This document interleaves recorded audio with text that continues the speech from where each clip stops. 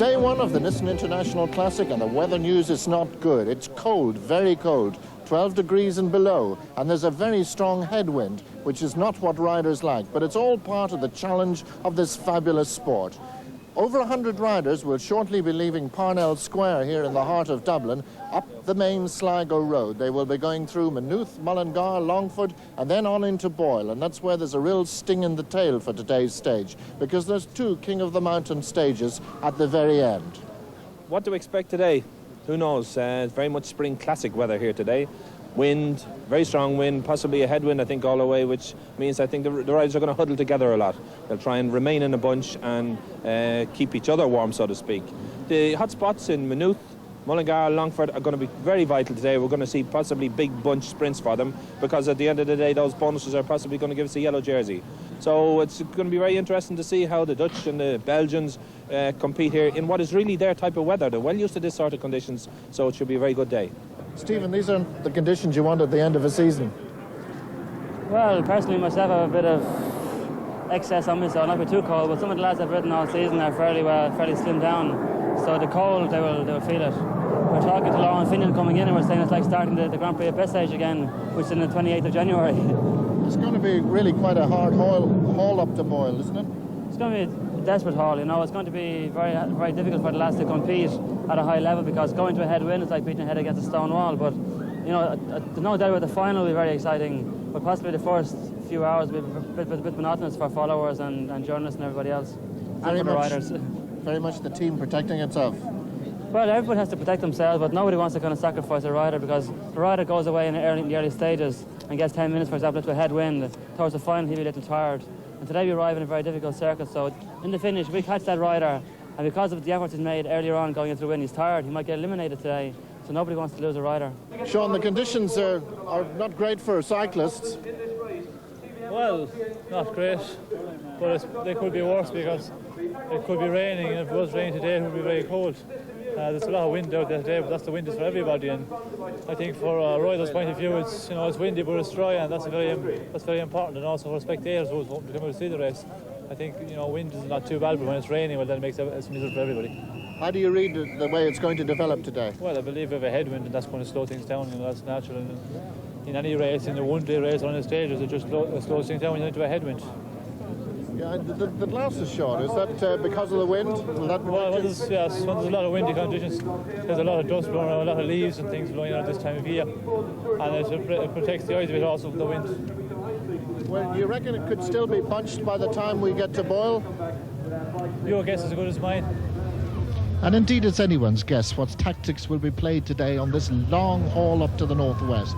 But first, a chance to leave Parnell Square, 105 riders, and to show off this fabulous field to the people of Dublin in the autumn sunshine.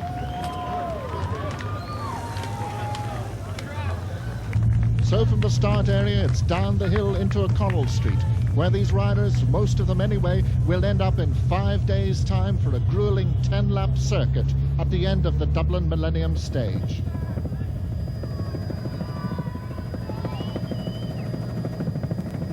These are the early stages, and these are the very early times to limber up, because we have a short ride out of the city centre before the racing starts in earnest.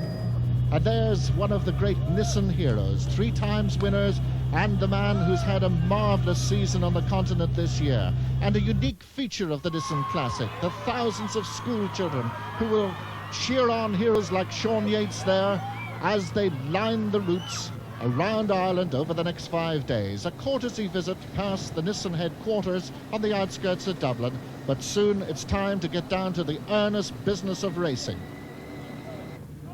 And this is the proper start. Once the checkered flag drops, the race is on in earnest. Yes, and away they go now on the dual carriageway just out on the road to Lucan, and not really much activity now. 4 or 5 rides now slightly clear of the main field. Marshall Guy of the Toshiba team there at the front. And the beautiful countryside which is not really being very kind to our riders today. There's a very strong headwind, and the chances are that this is going to delay the field. They at first obviously want to protect themselves. Team tactics is going to come very much into it, but they have to be in the right position when it comes to one of the hot spots, and that's not very far away because we're now approaching Maynooth. Yes, and we saw Steve Barr there just attacking at the front of the group now, one of the Irish riders there going with him, approaching this hot spot. And Barr, we notice also still, we see him there lying second there behind Chris McCann of the Snow Cream Ireland team, but Barr still in his warm-up tights, which is an indication of the cold weather that we have here today. Well, now this is the first attempt we've seen at a breakaway today. It's been all bunched up, very similar pictures right down the road to Maynooth so far, but it's all hauled back again. Barr just looking around there to see if there's any support. Barr now, and one of the PDM riders there, Johannes Dreyer, now just approaching Maynooth, heading for the sprint up the main street in Maynooth, and again a big crowd out to greet the riders as they go through. A sprint now, Dreyer now just jumping Barr on, going for the sprint, 100 metres to go. Dreyer, it looks to me to be taking that preem. Barr going through in second place, and possibly Chris McCann may just get third. And in fact, confirmation then is that Johan Dreyer takes that one. Steve Barr is second, and in fact it was Simon Cope who got up into third place. And it's not just the points they're after these very important bonus seconds. Yes, it's true.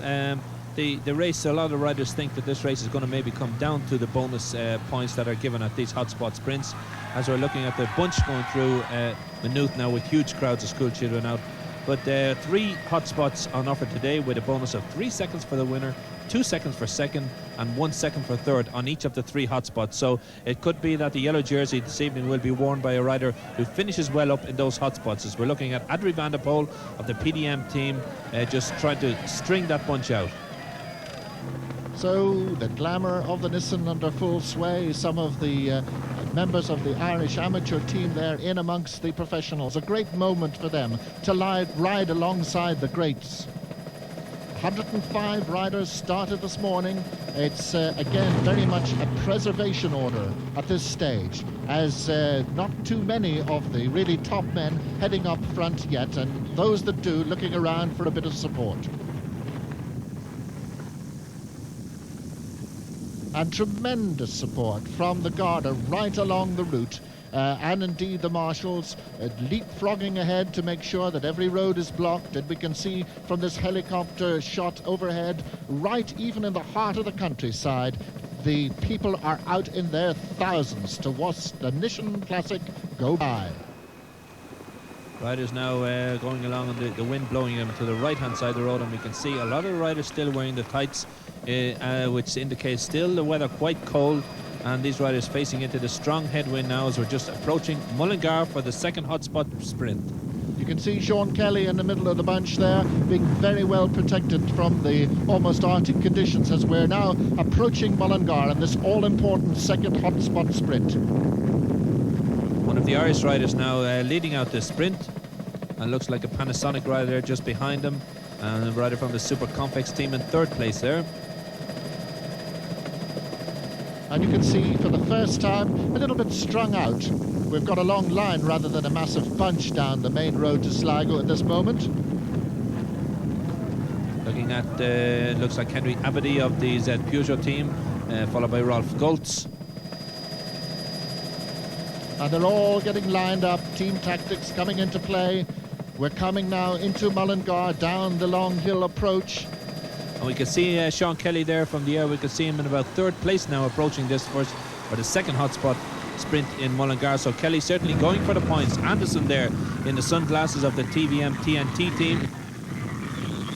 And it looks like Eric van der Arden of the Panasonic team. Kelly in second place. Possibly Anderson, or maybe it may have been Bauer in third place. So there's the result. Van der Arden, as we expected very much to show on this event, beginning to come up to the fore. Kelly very well placed there in second place, and in fact it was Dag Erik Pedersen in third place in that one.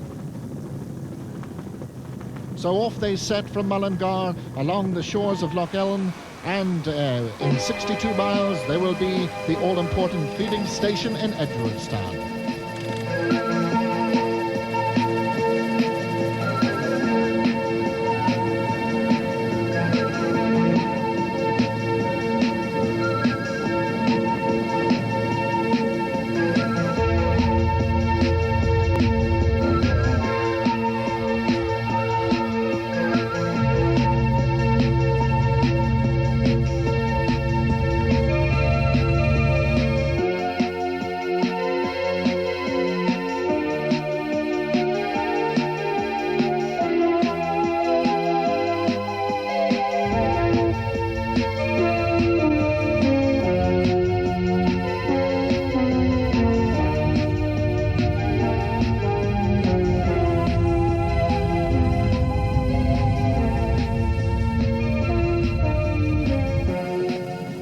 all-important nourishment on the run. And we are now approaching Longford, and the group is still together.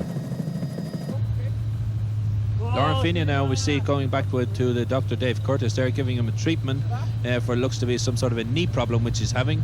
Fignon in very good form at the moment, having finished second in the Grand Prix of the Nations last Sunday and also won the Tour of Europe a couple of weeks ago. We can see that spray now just being put onto the knee. We're looking now at the Cass team at the front of the bunch now, really doing some very good teamwork. Sean Kelly in third place with his teammates lining him out on the left-hand side of the road, and on the other side, coming up on the right, was the second string with one of the blue jersey of the Scottish team leading them out. And we are approaching Longford at high speed. The roads are wet 1 minute, dry the next. We've got a dry patch here as we come into the town, and you can see the Cass team very well positioned indeed there. Also the Panasonic team, it looks like Eric Van Lanker there ready to lead Eric van der Arden out, or Salem Piper actually, with van der Arden on his wheel there. So it's certainly a battle going on at the moment between the Cass riders and the Panasonic team, and between Sean Kelly and Eric van der Arden, both of whom want to get points in this hotspot sprint in Longford. And you can see patches of water there on the ground. It's really getting quite treacherous now through the streets of Longford, and the crowds out in their thousands to cheer their heroes through. And at the front of the bunch now, the yellow jersey of the Cass team. 3 of the Cass riders on the left. 2 Panasonics also in there. It looks like Piper leading van der Arden out. One of the Irish amateurs is also moving up for this prix. You can see now as they're approaching Longford now, and it's the very, very slippy roads now. It's De Silva who moves over in front. Kelly's on his wheel. Van der Arden is also there. And they're coming up now to the second corner, going very, very carefully around it. And a rider on the white jersey, looks like a PDM rider, attacking as they go into the corner. They're going around it very, very easy. We can see that. Kelly now losing a bit of space there on that corner. And it's Adri van der Poel of the PDM team now trying to take this prime and take the 3-second bonus. And Van der Poel has timed it just beautifully. He's going to take that easily, but who's going to be second? It's a very close run thing. Kelly's there, Van der Arden's there. They're battling down the main street here in Longford, and Kelly gets it. And once again, Kelly is in the picture. That's very good news indeed for Irish fans. But not so good news further back on the entry into Longford. That's one of the Dutch amateur riders. Yes, a problem here with such a big field, 105 riders. Lady there obviously stepped out on the road, and one of the Dutch riders obviously hit into her, but the doctor is with her immediately, and hopefully she's okay. The rider now obviously not seriously injured, getting his bike sorted out and getting pushed away and getting back on into the field. So Harry Rosenthal painfully rejoins the race, and there's the hotspot sprint situation after the 3 today. Kelly leads and equals his points with Van der Arden. You notice that Steve Barr is back there in 5th place. And we're looking now at Dave Mann of the Riley Banana team, leading one of the System U riders, leaving Longford now at high speed. Now the bunch are really lined out in one long line now, and the action is starting now for the day. And after that action in Longford, we now look down at Ruski along by the shores of the Shannon, and the riders stream on through Carrick and Shannon and on towards the finish of the day in Boyle. We're now in Lough Key Forest Park, just on the outskirts of Boyle. And the big news really in this beautiful parkland is that the bunch is still a bunch, although a little bit strung out now because of the narrow roads in the park. Yes, Martin Early now leading the bunch through. The riders now knowing that the circuit in Boyle is coming up very soon, and they know they've got to get up to the front because there's some very tight bends on that circuit in Boyle. So Early realising that, getting to the front of the bunch. Phil Anderson is also there as they're going through now the beautiful park of Lough Key Forest Park, and a bunch still all together. Now this is the old Rockingham estate, and you don't get gate lodges like that anymore. Sadly, the main building was burnt down in 1957, but this is not what's on the rider's mind at the moment, because there's less than 2 miles to go before this very demanding and narrow circuit in Boyle, which is 3.5 miles long and has to be done 3 times. Yes, one thing is certain, that this bunch is in one big bunch at the moment, but after doing the 3 laps of the circuit at the finish, I think it's going to be split up a fair bit, because there's a very, very difficult climb up the Mail Coach Road. We've got Early at the front, Marshall Guyant there in the centre. One of the Fago riders looked like John Carlson there on the right-hand side of the screen. Close up there of Martin Early now leading the group out of the Lough Key Forest Park, going through the second arch. and the crowds in Boyle, the population of this beautiful little County Roscommon town has absolutely exploded in anticipation of the Nissan Classic arriving. You can see the motorbike trying to keep the pictures coming to us as they tussle now out of the park and coming up just about a quarter of a mile before they come into this very, very crowded town centre. And look at the anticipation, it's fantastic. The Cistern Abbey there, which dates back to 1162, the Cistercian Abbey, Boyle Abbey on your left, still in remarkable repair, but now we're actually on the circuit. Yes, the riders turn left onto the circuit there now, and then they turn right up to the town centre. A very short finishing straight. They turn left into the finishing straight and up a little steep hill up by the Crescent in Boyle. And this is really where it all begins to funnel down. A little bit of width here, but when they get into the town centre, it all becomes very narrow indeed, and it's going to be very important to get a good position. We still see one of those hard-working amateurs from Holland in the red jerseys there. They've really worked hard all afternoon against the wind to keep that bunch ahead. Martin Early still up at the front now as they're turning left out of the Carrick Road up into Bridge Street and onto the Crescent. A lot of discussion going on at the moment now among the riders as to where Sean Kelly is going next year and whether Sean Kelly may be joining Stephen Roach or going to separate teams, and Martin Early is still looking for a place on the professional team next year and hoping that he can follow Sean Kelly. Would have just gone over the finish line there, but there's a lot of work to do before they get there finally. Round the hairpin and then back into the town again. And you can see it's beginning to get a little bit spread out, but it has to, because the streets are now about to get desperately narrow. Yes, they're going along Ross Lane now, and then there's a sharp right-hand turn, and then a sharp left into Felton Road, and then a hairpin down this little lane, really quarry lane here now that are coming down, that brings them back out to Bridge Street and then up the climb of the Mail Coach Road. Early hits the front there momentarily, possibly. Kelly going through there, nicely positioned, ready for the long climb that's ahead of them. You also saw Paul Kimmage going through, Eric van der Arden going through, Barrow there just in the picture, Eddie Plackett going through there. The elastic is stretching now, this bunch now really in one long line. Charlie Motte very near the back of the field there.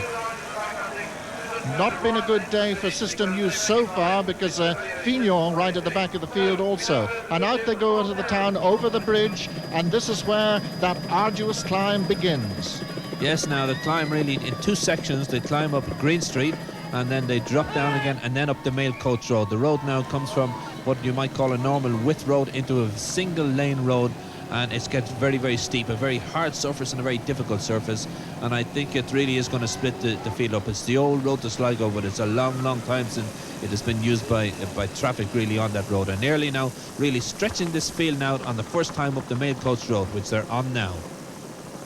So there's Early taking the early strain on this very narrow road, as you can see, and the stragglers already being left behind. And this is what we expected might happen. We've had the bunch the whole way from Dublin, but this is a very different story indeed now, Pat. Yes, looks like a little bit of a split now. We can see Kelly there in 4th place, Anderson in 6th place, 11 riders in that leading group now. And this really, having been riding such a flat stage all day long, they suddenly hit this hill, and it really does make the legs hurt now. That's Marshall Guyant up there in the front of that bunch, leading them up there. Not an envious position at the moment, I wouldn't think. You know, Marshall Guyant, silver medalist in the World Championships in Belgium this year, so a rider on good form now recently. Guyant leading from Early. Lily White is also there, winner of the King of the Mountains in this race last year. 200 metres to go, the green flag there. Guyant now looking like he's going to really take this preem.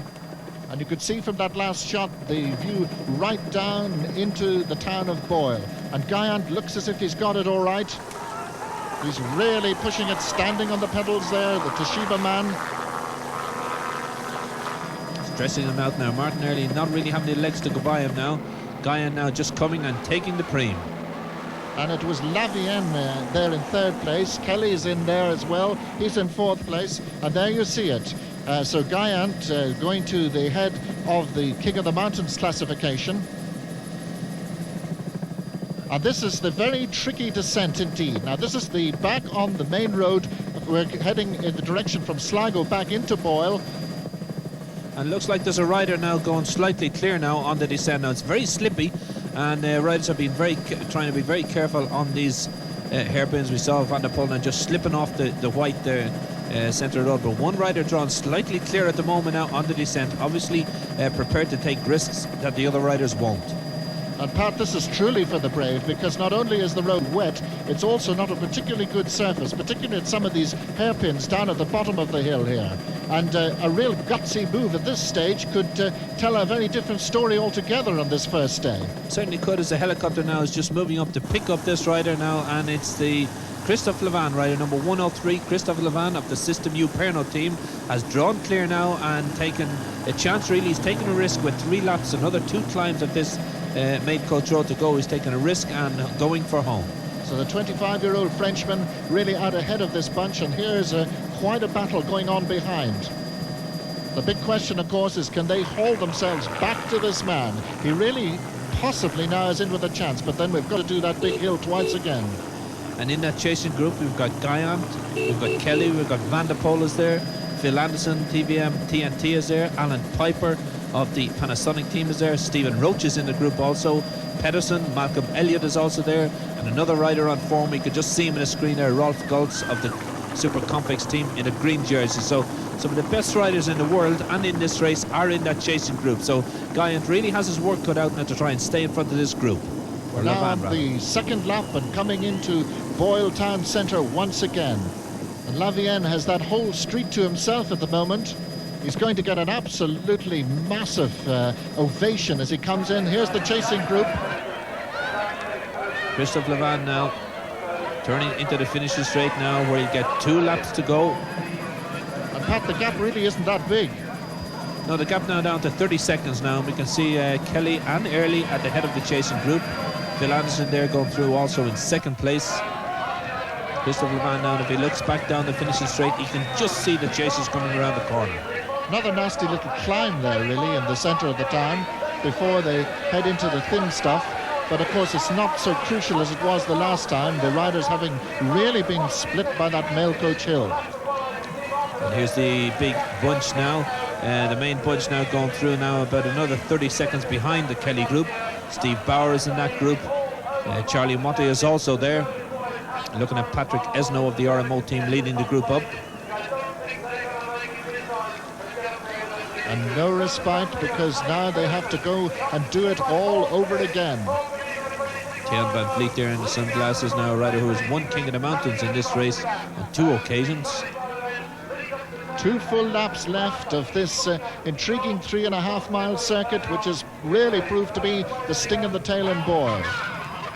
Levan now just coming out of Quarry Lane now safely for the second time. He looks back to see what his gap is, but he's still clear. He's still a good 30 seconds clear of the chasers now, out of the saddle, gets the bike going again and heads up Green Street, lowers his gear there, very quick change there, and settles into a rhythm now to head up the hill on Green Street and the main coach road for the second time.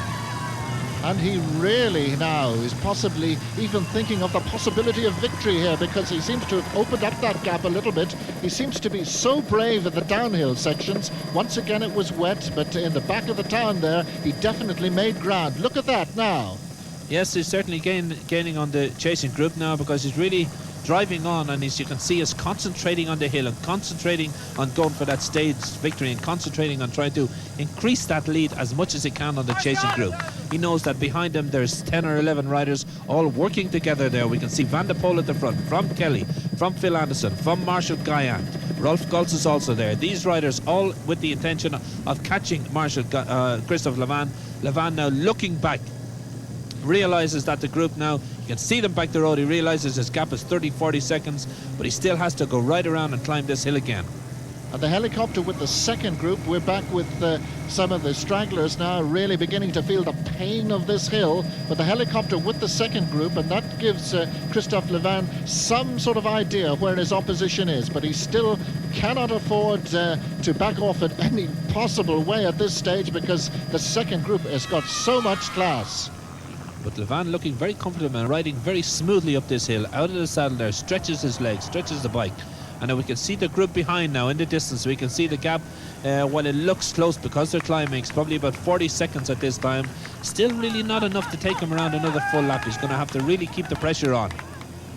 And the locals cheering on this Frenchman who really has proved so powerful after that 103 miles to Boyle against the wind. And that has been a very tiring preparation for these climbs.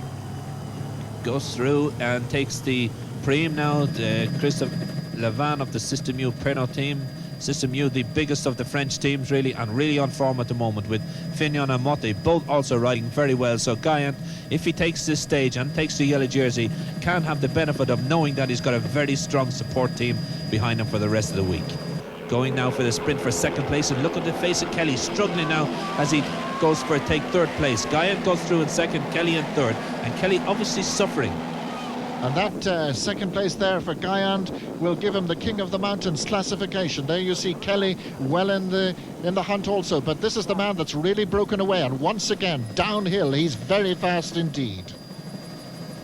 You can see also the slippery roads now. Riders being very careful. And there's the situation, as we anticipated. Guyant takes the overall King of the Mountains. Levan is in second place, Sean Kelly an excellent third, and Van der Poel taking the fourth place spot.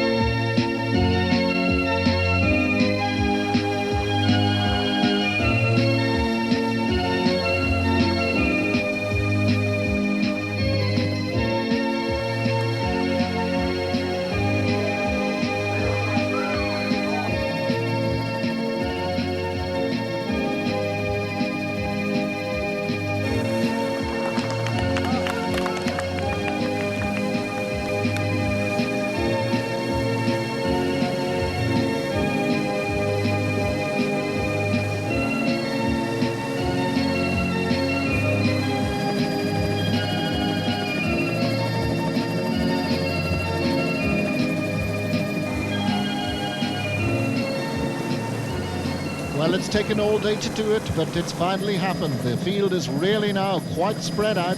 As Levan was up at the top of the hill, the stragglers were still in the town. Levan now on the final descent towards Glory and Boyle here tonight. And there's the chasing group of 6. Yes, now down to 6 riders now. This hill really taking its toll.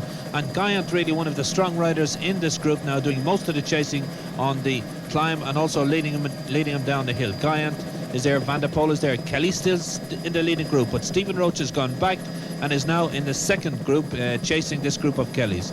But Levan now still 30 seconds clear and really looking like he's going to take the stage very quickly. But a fantastic chase going on here now from this group behind. And another very quick man in there is Malcolm Elliott. He's had great glory on the Nissan in the past, and he's looking pretty strong at the moment. So Elliott, a man to look out for in this group also. So it's Guyant, from Kelly, from Anderson, from Rolf Goltz and Malcolm Elliott. And here's our leader heading for stage glory and indeed overall glory today. If he can keep up this sort of pace, the worst is over now. He's coming back into Boyle for the last time onto the circuit where they originally joined it on the exit of Lockheed Park. Looking back, he must be very pleased with that sight behind, because there's nobody to be seen on the road. But here's the fighting bunch of 6 for second. Sun is shining now, but it's cold, and as we looked at Kelly now waving up and trying to get the riders to close up, because time is vitally important here, and Kelly realises that he cannot afford to give a rider like Christophe Levant too much leeway, because it might be very difficult before this week is over trying to get it back. So these riders, while they know they may not now be going for the stage, are going to try and hold on to that lead, or trying to hold on and not allow Levant gain any extra time. Anderson doing his bit at the front. Galt's now taking up at the front, and back now with the leader Christophe Levant, coming in to win his first stage win in the Nissan International Classic, and he will be the wearer of the yellow jersey this evening. The Commissioner President looking down on this man who's going to lead back into Boyle now. There's never been a day like this in Boyle for years, and they're going to give Christophe Levant an absolutely superb welcome as he comes up the hill for the last time. It really has been a super ride. He made the break on the downhill section, not the uphill section, and now he takes the rewards. Yes, a superb result really, and a great performance of Christophe Levant. And here's the chasing group now, and it's Marshall Guy and Van der Poel, Galt's in the green, Kelly now on the left of the screen, Elliott there with the white hat just behind the group. Kelly now changes gear, moves up, looks over at Guyan. Van der Poel leads around the corner. Van der Poel leading from Kelly, from Guyan. Elliott is also there now. It's going to be a very, very good sprint as we're looking at the sprint now, and it's Van der Poel leading. Elliott coming on the right of the screen. Van der Poel moving over and Kelly very nearly falling there, actually, as Elliott takes the sprint for second place from Van der Poel, and a very disappointed Sean Kelly going through third. And here's the third group now being led by Peter Winnan now. Stephen Roach also in that group, a further 30 seconds behind Sean Kelly's group. So Stephen Roach coming up. He will come over the line in about 12th position.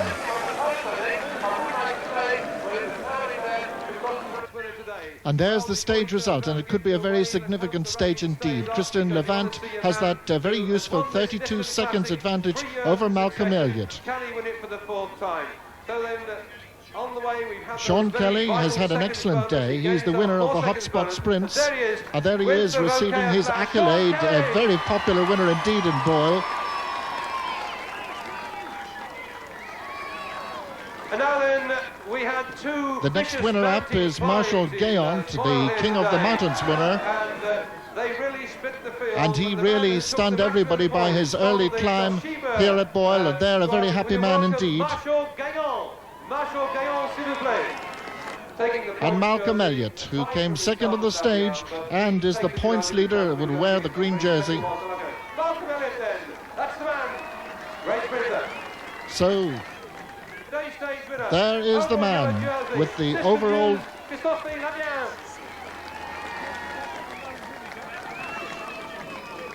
Now this is the bit where the photographers get more than their fair share of and there is the situation, the overall result at the end of the first day. Christian Levant, Van Poppel in second place, Elliott third, and Kelly still there. To Sligo for day 2 of the Nissan International Classic. As you can see, the conditions are terrible, wet and cold for the longest day in the event.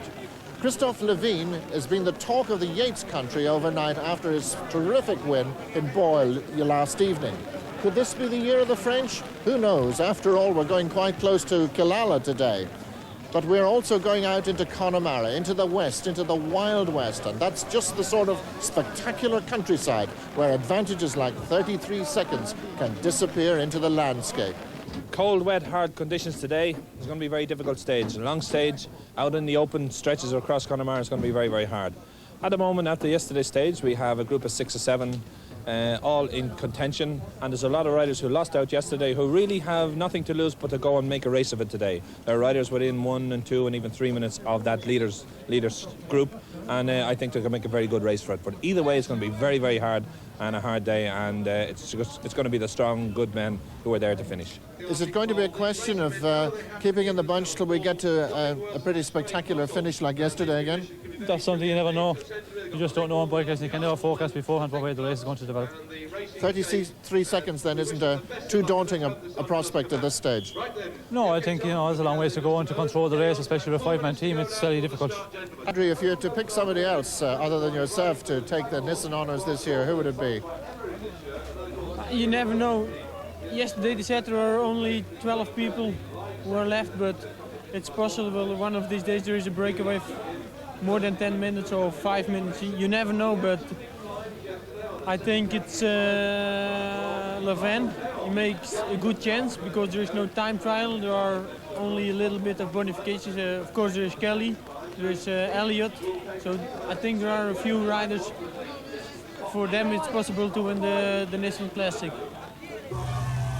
Eric van der Arden leads the field out through the wet streets of Sligo and even gets a little bit of a shudder on there as he goes round that tight corner. First of all, it's the 5-mile pedal out to Ballacedare where the race starts proper.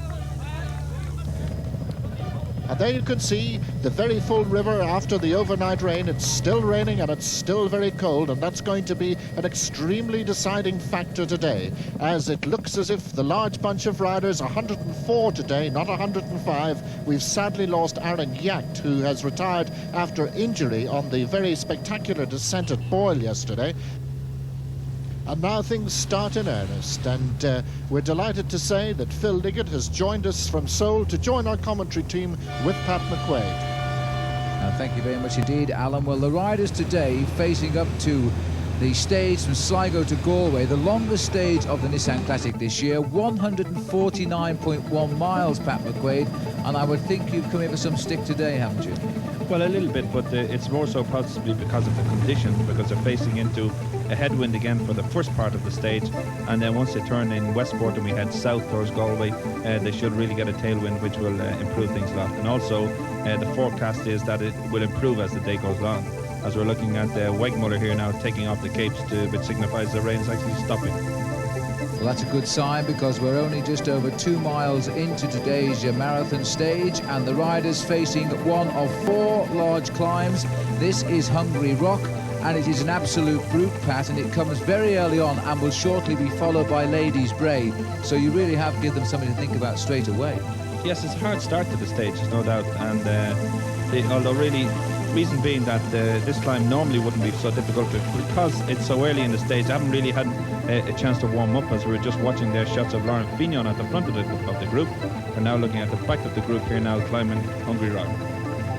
So the field then, they're not going to be too worried about the distance at the moment, more concerned with hanging on to the back of this bunch, 1 or 2 of the riders here, because this really is, I think, the best field that we've seen in Ireland in the Nissan Classic over the years. We've only seen one winner, of course, Sean Kelly. And I think after yesterday's stage, where Christophe Leven stole the yellow jersey at the finish, there's signs that perhaps Sean Kelly is going to have to fight harder than ever this year. Here's the leaders now on the climb of Hungary Rock. The man in the middle, Chris Lillywhite, the king of the mountains in the Nissan Classic 1 year ago, and of course survived quite a nasty fall and was helped all the way to the finish in Dublin by his teammates. Well, Lillywhite again then, Pat, on the attack and scoring well, we hope. Yes, hopefully good scoring points here now. It's good to see him back up there going for this classification. Again, there are a few others now, like Marshall Guyant and Christophe Leven also going. We can see Leven on the left, Guyant there in the red jersey of the Toshiba team, just also well in the picture, and Phil Anderson also up the front there, just on the wheel of Laurent Fignon. So it's going to be a good sprint for the line this time, and all the top men are there for it. Van der Poel is also there, I can see. And Laurent Fignon, going back to the beginning of the year, the winner of Milan-San Remo, twice winner of the Tour de France. And Chris Lillywhite, who has a hat-trick of King of the Mountains titles this year, the Milk Race, of course, the Circuit de la Sarthe in France, and the Nissan Classic last year, now challenging again for the Rally Banana team. This is the steep part of the climb of Hungary Rock, and there is the beauty of Ireland again today. The autumn tints just beginning, and I have to say the temperature here a lot colder than it was in Seoul just 24 hours ago. The temperature barely reaching 50 degrees centigrade. Right, well, we're approaching the top of Hungary Rock now, and you can see Chris Lillywhite still in the centre, looking very strong for this one, but Marshall Guyant just in behind. There he is to the right, and he's the man that holds the polka dot jersey overnight. And so Marshall Guyant sets the pace. 100 yards to the finish now, being challenged by Lillywhite. We look down from the helicopter. The finish just ahead there now, and Guyant taking on Lillywhite, and Lillywhite fighting back strongly here as Lillywhite goes over the line first, and Marshall Guyant gets second place there. And the descent begins. And there you see the King of the Mountain action opening with Lillywhite win today, but Guyant retaining his overall lead. So a good start then for Chris Lillywhite on what is likely to be an almost 7-hour day in the saddle here. Nice to see, Pat, some of the green jerseys of the young Irish amateurs challenging alongside the best pros in the world. Yes, they've been quite competitive in this race so far, and they claim that they're going to have a good go today as well, as we're looking at this one long line of riders now coming down this descent. There's trouble at the back here, because that looks to me as though it's Laurent Fignon who's freewheeling near the back of the race, and he appears to me as though he is about to stop. Well, he did have trouble yesterday with his knee, and he had attention from the doctor, so it could be quite possible that maybe the cold conditions are affecting it again this morning. Well, we're on the second climb of the day here. This is the tough first category climb of Ladies Bray. It comes very shortly after the climb of Hungry Rock. In fact, a matter of some 9 miles before they start this climb. A very exposed climb indeed. You can see our helicopter over to the left there, and that gives you some idea of the open countryside. The wind too, Pat, is sweeping across the moorland side here. It is, and as according as these riders go higher up, of course, the colder it gets as they're crossing over the Ox Mountains now, going back down onto the coast road, and we can see Van der Poel in the centre of the screen there. Lily White is also there, and the riders really stretched out now out of the saddle, and it really is a hard start to today's stage, there's no doubt. And we wonder that at the end of the rainbow, what would they really like to see? Possibly an electric fire at the moment as the helicopter shadows them through the Ox Mountains.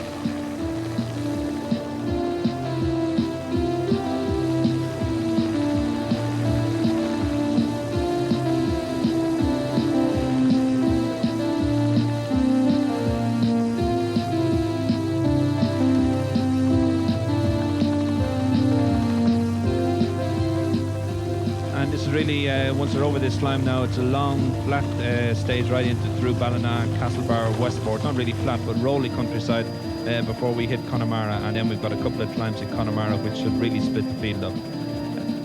This climb, Ladies Bray now, all together still. It's so early in the stage, really, you're not going to get riders trying to attack and trying to stay away, and the fact that riders are going for this madness classification means they're all staying up there. Guyant now going for it, Van der Poel with him. Well, this is Marshall Guillaume again, of course, yellow jersey in the Tour de France a couple of years ago. But look at the acceleration here by Chris Lillywhite, as he was well led out there, it looked to me, by Tim Harris. And now Lillywhite going again, very determined. He's trying to establish now a good challenge here for his defence in the King of the Mountains. But he's now having to hold off Adrie van der Poel, an old favourite here in Ireland. And Van der Poel coming up towards Chris Lillywhite. It's going to be a close one. Lillywhite will take that. Van der Poel is second, and the field, for a while at least, has broken up. And it's 2 in a row for Lillywhite, with Adria van der Poel coming through there second. But notice that Gayant is still very much in the picture. And that will make it a rainbow day for him, because it looks like he's in with a good chance of retaining that polka dot jersey. So, down they come out of Ladies Bray. And as you can see, it's beginning. And there's Fignon. This is the first major sensation, the first major retirement. He's given up. He's taking the warm way home. And as we lose one great cyclist, we look at another in Ballina.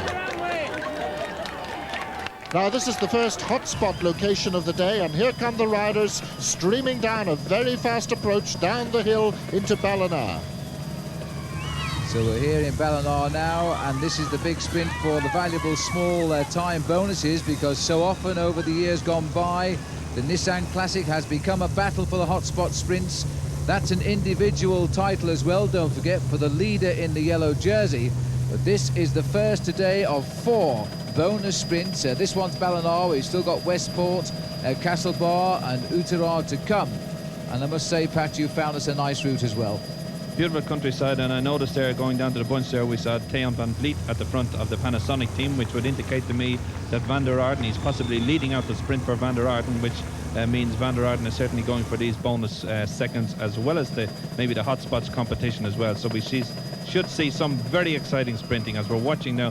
Fantastic crowds meeting this race as we're going across. Well, it's over the River Moy and into the town itself, and it looks like the entire population of 7,000 people in Ballina and more have turned out. Certainly every school child in the district is there to cheer our heroes. So big Sean Yates on the front at the moment now. I think it's Adrie van der Poel there in second place too. I'm interested to see the whereabouts of Sean Kelly, Pat. because we haven't seen too much of Sean all day. As the sprint now starts, Sean Yates it is, the hero, of course, into Tralee last year. He's now been pushed off the top of the front here now, and the challenge going to come.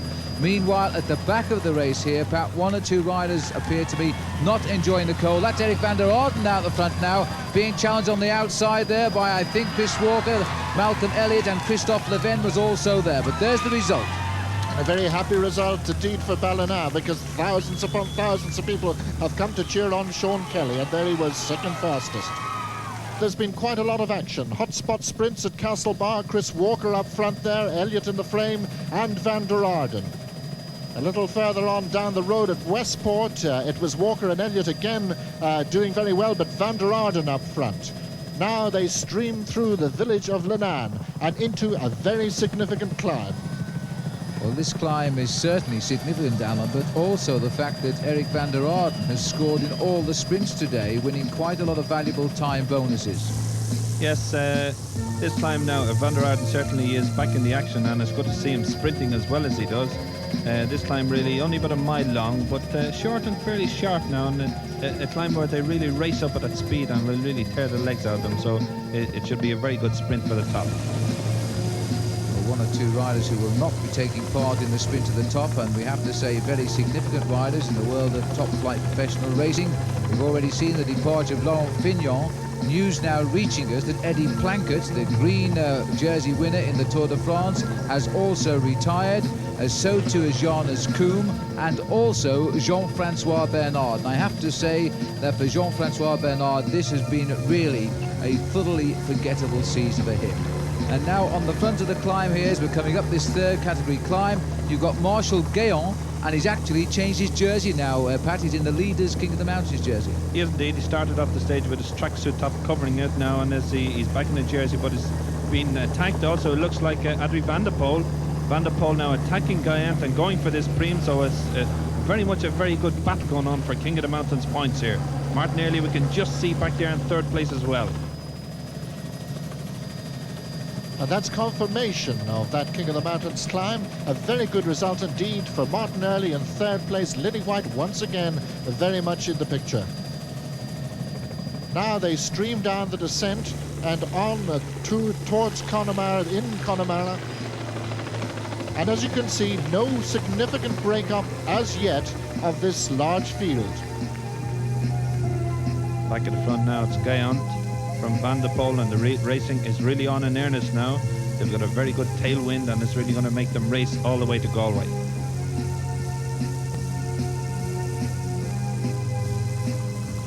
Well, I must say, Pat, that when you look at Marshal Guéant heading this field, what a great season he's had because of his fine placing in the World Championship this year. All the riders dressing for the weather, though, there's no doubt about that, apart from the long sleeve jerseys coming out today and the arm warmers here. Also, the riders wearing as many as 2 racing caps to keep their heads warm too. That's right. One is a cotton hat, which is a normal racing hat, and some also have a waterproof hat underneath them. But speaking, as we were earlier, of those retials today, which are quite a surprise, in some ways not so surprising, because these riders are at the end now of a long and very hard season. And for the top riders such as Plankett and Bernard, who come under so much pressure all year long and expected to produce top class results all the time, eventually it does get to them. We're back here now with another rider who has won King of the Mountains classification in this race before, Tian Van Vliet of the Panasonic team. So we're on the climb of Marm now, a second category climb. The last climb of this long day, by the way. We've had 3 already. And Tian Van Vliet is the rider pulling them over the top of this climb. It's been a long day, it's been a very hilly day, but at least organiser Pat McQuaid does understand the ardour of riding a long season when these riders will pedal something like 35,000 miles in a year. And we're getting a chance here, a glimpse of the Irish riders. Chris McCann, we caught a glimpse of there, the brother of Cormac McCann, of course, in Seoul for the Olympic Road Race Championship. All climbing as a pack, though, and it's being paced up here by Tian Van Vliet, no doubt trying to lead out his men like Eric van der Aarden, who's having a great day. Adrie van der Poel also on the left. Van der Poel now taking that frame, just about approaching the line now. Van der Poel sprinting very well and obviously in very good form. Just past the 200 metre to go there, and really opened up a lead now in a very short space of time. Van der Poel sprinting, taking it there, in a very good fashion, and obviously There's the interesting situation. It means that Marshal Guyant will retain his polka dot jersey, but Van der Poel comes up into second place in that category after the second day of climbing in the mountains. So Van der Poel then keeps the pressure on as they now start to roll away, because this stage now coming towards the end. 103 miles covered so far, and that gives us something like 46 miles still to go. Van der Poel, I think, knows Ireland as well as any Irishman, Pat, because of the times he's been here for the Nissan Classic. certainly does, although this is his first time racing through Connemara, and a beautiful shot here of Connemara here in the autumn sunshine. Well, here's the whole field coming in now off the mountains, and it looks as though they're all together. There's a hand gone up in the field there. It looks to me like it's the yellow jersey of Christophe Leven. Charlie Motte on the right of the picture has heard something, because he's looked up to see his teammate in trouble, and that really is a great shame, because Leven here was looking quite a solid leader today, but now he's in all sorts of trouble because Sean Kelly himself is piling on the pressure. Yes, we can see him now really, and the pressure is on, and it's a disaster really for Leven, because the big boys are really taking advantage of it here. Kelly now, you can see him looking back. Van der Poel is also there. And really they're taking advantage of this situation, and the Pernod System U Pernod boys really in trouble now. Well, the field now splitting up here as we come into Uachtarán, and this is the last sprint of the day. There are 4 sprints today, all carrying 3 seconds 2 and 1 second small time bonuses. And those of you who follow the Nissan Classic over the years know that these small time bonuses have made the difference between winning this race and losing it. Thomas Wegmuller then, of Sean Kelly's team, bringing them into the town centre. Adrie van der Poel is right on his wheel there in second place. But the man who hasn't failed to score yet today, Eric van der Aarden, isn't too far behind either. So this is still Wegmuller doing a great ride here. Second in Paris-Roubaix this year, remember, the man with the plastic bag in his back wheel, which stopped, without doubt, the great victory of the year for him. Now Van der Poel goes on the left and goes very strong. Van der Aarden comes tight. That was a close sprint between Van der Poel and Van der Aarden. And there is the result. In fact, it was Van der Aarden who gets not only that, but he will wear the white jersey tomorrow, as he is now top of the hotspots. So we're on the outskirts now, heading down towards Galway, about 12 miles from the finish, and this is Van Hooijdonk here going in the lead. He really was the superstar coming into being a couple of years ago when he finished 5th in Paris-Roubaix. He's got the French champion, Eric Caritou, in his slipstream there, and the field at last now, Pat, beginning to break up. Oh, it certainly is. There's some fantastic racing going on as they're coming in through Salt Hill and onto the finishing circuit in Galway. Attack after attack after attack. And here's another attack now. Phil Anderson, who's got up to Van Hooijdonk and Caritou and just looked over at them and went straight past. And the other riders now looking at each other, waiting for somebody to take up the chase. Well, this is a very typical move from the Australian Phil Anderson, because I've seen him win a lot of races by making a jump just near the end, and he's gone clear. I have to say, Pat, since I last saw him, he's grown his hair by a few inches, because I've never seen Phil Anderson with such long hair. He's had a lot of enjoyable times at the Nissan Classic. Phil, of course, not least, Pat, would remember well that double stage win he had in 2 days at Cork, and I think the other one was Clonmel? Clonmel 2 days later, yeah, that's correct. So Anderson now breaking clear, and here he is now. He's joined one of the less fashionable Belgian teams this year, and in fact Anderson missed the Tour de France despite his cracking form this year, because his team simply wasn't good enough to take part in the race. And that was a rather tight and slippery bend there, Pat, as he came round the corner. Now he'll go through the finish, and a nice crowd here applauding Phil Anderson over the finishing line in Galway.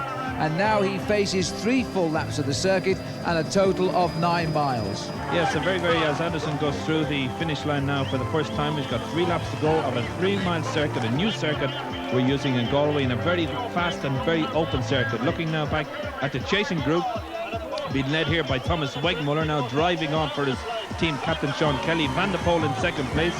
You see Peter Winnen also there, Tim Van Vliet, Sean Kelly going through there, and Stephen Roach also in the group. These riders now gone through the finish line about some 20 seconds behind the leader Phil Anderson. And the bad news is, I'm afraid, that Christophe Leven, the overnight race leader who punctured, is now over 7 minutes behind the field in what really is the main field, because this leading bunch had, with Sean Kelly pole clear soon after Levent punctured today, is now well and truly deciding the destiny of the Nissan Classic. The winner of the race in Dublin on Sunday is one of these riders in the front group, and I'm afraid at the moment it's Australian Phil Anderson who's making up the best use of this breakaway. Certainly is. Anderson really driving on now, not concerned about the weather, and really just looking at the road ahead. And he's now going out onto the new bridge in Galway, over the new bridge road, and a very, very wide open expanse, and very, very windy across this stretch now. But we can look back at the gap now, and still no sign, as Anderson looks back also, still no sign of the chasing group. Back now, the chasers here as they're going around the roundabout on the Headford Road here, heading out onto the new bridge, and a gap of some 25-30 seconds between them and the leader Anderson. So this group then containing all of the stars except Christophe Leven and of course Charlie Motte, and the riders now being led here by number 7. Well, that's John Carlson, one of the 5 top Fagor ever ready riders here. 52 is Eric van der Aarden. That's Carlson looking for a little bit of help. But the man they're chasing, Phil Anderson, a style which you've seen in action all over the world, the first Australian to ever lead the Tour de France and once a winner of the white jersey in the Tour de France. Phil Anderson, a stage winner in that great race. He's also won here before, now trying for what would be for him a first ever victory in Galway. Anderson of the TVM team, co-sponsored in this race by TNT Couriers, really driving on now down Quick Road and heading back towards the finishing straight for the second time. His team car now having come up and joined him. Case Bream, his manager, obviously, I'm sure, delighted to see Anderson out in this position at the moment. There's the whole field. They're taking these bends a little bit cautiously because we've had a rain shower here that's made the roads quite wet, and the temperatures haven't warmed up too much. But Anderson comes through the line here now, 2 laps to go. A little glance over his shoulder, where he's got a lead of around 35 seconds at the moment, and I caught a glimpse there of Van Hooijdonk going clear of the field as well. Van Hooijdonk, the Super Complex team now, really riding well, was very aggressive on the run into the Galway finishing circuit as well, trying to go clear now of the chasing group. Well, this race already showing, Pat, although they're not racing so hard early on, they're certainly racing over the last 2 hours in these opening 2 days of the Nissan Classic. And Sean Kelly is not yet showing to us the great indications that he's going to win again, is he? No, he certainly looks under a little bit of pressure at the moment, and allowing Anderson to go away like that. Anderson, a rider who obviously is a danger man and obviously a threat and could win this race overall, one of the favourites starting off. And Kelly now really allowing him too much leeway, really, although we're looking at the group now chasing hard, lining out as they go through the streets of Galway. Well, the last time we came into Galway, it was a marvellous finish, and it was Eric van der Aarden who won in some terrible weather on that occasion, and of course enormous crowds. We're heading off now towards a place in the centre of Galway, and it's Phil Anderson now catching the late autumn sun here as he goes out on this 3-mile circuit. Again, anxious that the main field don't close in on him, because he really isn't improving his lead at all now. No, he's just holding them now as they're going out there, squared out towards Portmore there, the chasers now, and they're really lined out. We can see the gaps between each of the riders now. Case Bream, the manager, telling Anderson exactly what's happening behind, telling him who's chasing and what the gap is, and Anderson then driving on.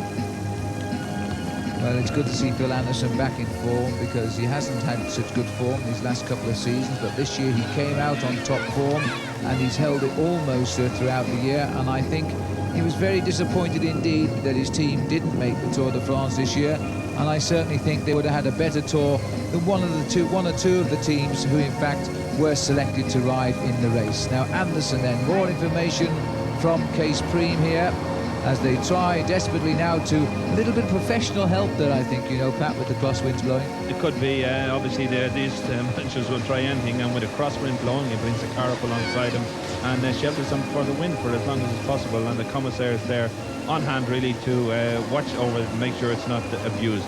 We're looking at Casio da Silva, I think it is, trying to chase with Eric van der Aarden on his wheel. Anderson now going round the roundabout and looking at the crowds and giving him a great cheer as he goes through.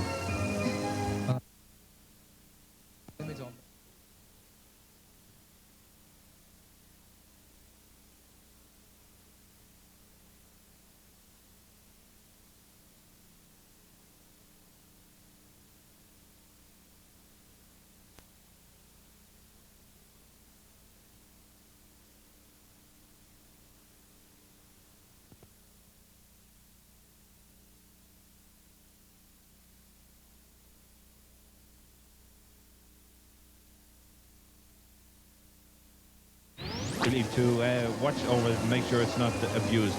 We're looking at Casio da Silva, I think it is, trying to chase with Eric van der Aarden on his wheel. Anderson now going round the roundabout and looking at the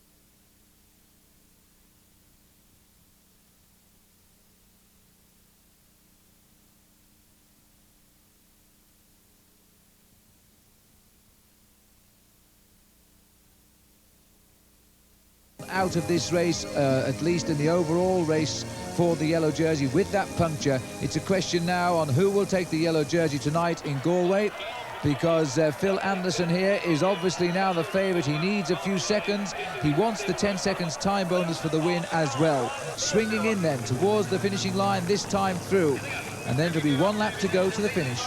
And as he goes through here, Anderson will take the ceiling sprint for the bell lap each time. Anderson on his own, taking not having to sprint now, and he really, when he hears that bell, he'll be delighted to know he's only got 3 miles to go through to win this stage, and not just, as you say, win the stage, but possibly take the yellow jersey as well. Van Hooijdonk still trying to get clear of the chasing group, but they're closing up on him rapidly. Edwig Van Hooijdonk then is going to be picked up by the whole field here, but Anderson certainly isn't at the moment. Inside 3 miles to go for Phil Anderson. The bell for the remnants of this large group which broke away as soon after they came through the feed at Marm Cross today. And of course the man that left now 8 minutes behind, the overnight race leader Christophe Leven. I saw Robert Miller there leading that group through the bunch with Eric Carty on his wheel. Miller obviously riding to try and contain Anderson's lead for Stephen Roach, and Stephen also in this group, and it's good to see him having come through such a difficult stage and finish up with the leaders. Well, now in the centre of Galway for the final time, where the crowds really are tremendous here now as they cheer Phil Anderson through. Ever since the race came into Galway, for the last 10 miles of the day, in fact, Phil Anderson has been the leader. He gambled on a long escape near the end, and he's gambled well, but the field are closing in on him, and last time through, they'd lopped another 8 seconds off the lead of Phil Anderson. So the question now, Pat, is, can he do it? It's very close. It's going to be a very close finish, because with that big open stretch along the new bridge, he could be brought back if these riders really get their mind to it, and they are certainly trying. Martin Early now at the back of the group, really just hanging on. He's done his work for the day. He's done all he could for Sean Kelly, and he's just probably at this stage content to finish in the group. And it's all up to Sean now, as well. Sean Kelly knows when he races in Ireland, he really does absorb the pressure so well, because the winner, the only winner ever of the Nissan Classic, he really must on occasions feel that everybody is pointing at him. And there he is in the white jersey, proudly wearing number 1, the only rider ever to wear number 1 in the Nissan Classic. And the sun has come out at last, the hats have gone to one side, and for once it is feeling a little bit like Seoul yesterday, Pat. Certainly is, as we're back with Anderson, and looking at his gritty, aggressive style, always has been throughout his career a very aggressive rider now, and he's really digging in. He's leaning down and trying to get as much aerodynamics as possible and trying to cut through that wind, and quite a strong wind now against him, and he's, as we can say, he's really put in a powerful performance here today. Well, there are some, they say, Pat, who call him the Terminator, but the only nickname I've ever heard is the Kangaroo, and he's certainly got himself into a nice lead at the moment. Certainly has, and he's going to find himself, possibly, if he can hold out, he could possibly take the yellow jersey and be wearing yellow as this race leaves Galway tomorrow. So then, Phil Anderson now keeping this marvellous style he has, and it looks like the hat is about to go up. No, a readjustment, getting ready for the finish perhaps. No, it's gone. So the hat's gone. And so Phil Anderson now preparing for the finish today. This will be another stage win if it all goes well now for Phil Anderson, because he's won stages in the Nissan Classic before. There's the main field in full flight. The question that we all ask now is, can he get the time gap necessary to lead the race tomorrow when off we go from Galway down to Limerick? And all of the Fagor team, not least Stephen Roach, now working hard to close the gap. Yes, and they're really going to have to do it now, because Anderson coming around the quick road roundabout now with only about a mile to go to the finish now, and he really is down to it, and it's a superb performance from Anderson. And as we saw Roach chasing and chasing hard, but I think somehow or other he has left it a little bit too late now. Well, sometimes the late attack works, sometimes it doesn't. I think Phil Anderson's had his fair share of defeats at this move as well as success, but you can't ever take it away from a man who goes and tries to attack for glory from a big field of these class riders so close to the finish. Anderson now heading for home. It's a question of exactly what he wins by now to see if he pulls on the leader's yellow jersey, because very shortly now he'll swing left into the home straight. He'll see the finish, and it's a short finish today. So Phil Anderson now riding down to the line there, and then the clock will start counting to see if Phil Anderson will lead this race on stage 3 tomorrow. And I don't think, Pat, Anderson's ever held the lead in Nissan before, has he? No, he hasn't. He's won stages but not won the lead, and today he certainly has won another stage into Galway, and the clock now starts, and the whole question is how much he's finished in front of this group as they're coming into the finishing straight. A superb shot of those suffering riders, and really all the effort shows on their face of a hard day's racing. Well, they were certainly very, very cold, but now they're going to sprint for the finish here. Eric van der Aarden on the far right, taking on Rolf Goltz in the green, and Eric van der Aarden gets second place. Rolf Goltz claims third place. I think Van der Poel in the white jersey may just have got fourth there. Sean Kelly wasn't too far away. Let's look again. On the right is Van der Aarden. In the centre in green is Rolf Goltz, and Van der Poel on the far left. That's the order over the line. And there's the stage result. Phil Anderson wins, Van der Aarden second, Goltz up into third. But look at Kelly, he's down in ninth, and more importantly, Stephen Roach is back in 16th. So Phil Anderson takes the stage win, flowers from Interflora and Waterford Crystal Trophy. Very happy man indeed, the Australian. Van der Aarden will be wearing the white jersey tomorrow as he now heads the sprint, the king of the sprints. Marshall Gaunt keeps the king of the mountains polka dot jersey, but he has to watch out because Van der Poel is now only 3 points behind him. And here is Van der Poel, who inherits the green jersey, as Phil Anderson can't wear both yellow and green, because Phil Anderson actually leads the points total, but Van der Poel is second. And here is Phil Anderson. A very happy man indeed. The new leader for the Nissan International Classic, receiving his yellow jersey from Tony Kelly of Nissan. He has won stages in Ireland before, but he's never worn yellow.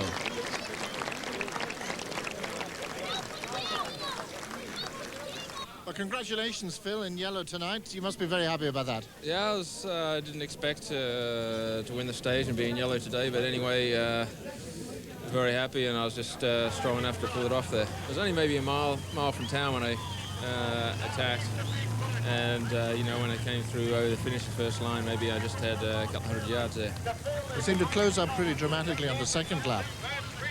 Yeah, I was debating whether to go back to the group or not, because the wind out there was tremendous, and I wasn't too confident in keeping it. So, you know, a bit of a dilemma there, but I pushed on persistently, and you know, once I came over with the bell the last lap, it's only 4 miles to go. I thought, well, I'll just put the hammer down and just give it what I got, you know.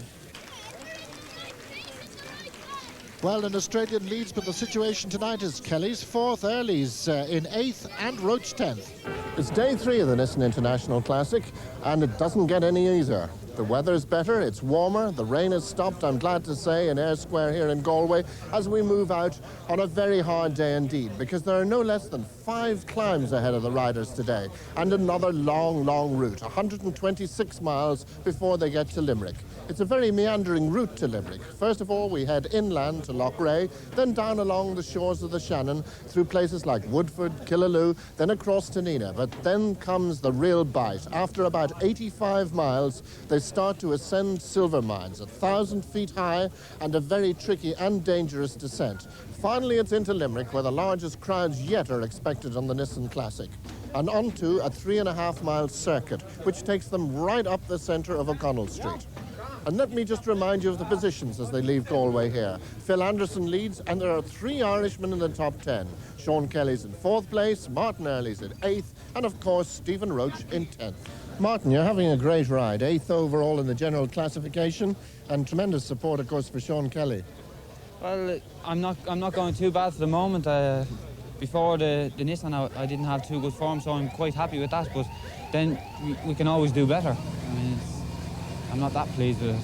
Well, of course, as we know, a race like this is all about support from the team. How's the morale within the team? Well, the morale within the team is quite good when you think that Cass are pulling out at the end of the year, but the morale is quite good. I mean, yesterday in the 20-man group, in the front there was 5 Cass riders, which was quite good. And tell me, any chat about next year?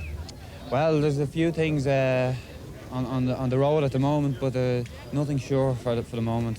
Do you see yourself being along with Sean again next year? Hopefully, yes.